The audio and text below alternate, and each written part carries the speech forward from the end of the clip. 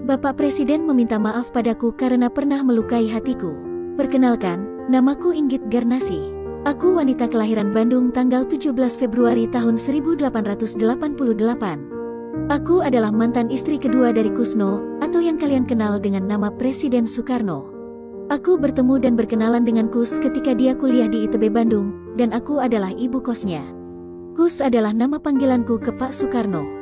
Setelah menikah dengan Kus, aku lebih banyak berperan sebagai tulang punggung keluarga, berjualan jamu dan rokok demi menghidupi suamiku.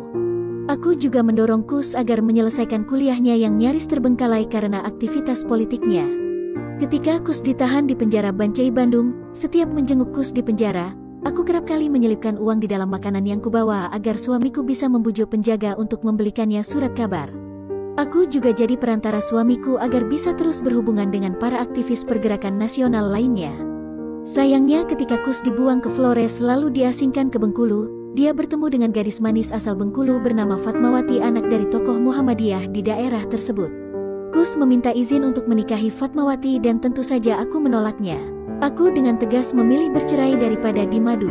Akhirnya Kus menceraikanku pada tahun 1943 setelah hampir 20 tahun bersama melalui susahnya perjuangan kehidupan dari penjara hingga pengasingan. Pada tahun 1960, Kusno pernah mendatangiku untuk meminta maaf pernah melukai hatiku. Aku cuma bisa bilang tidak usah meminta maaf.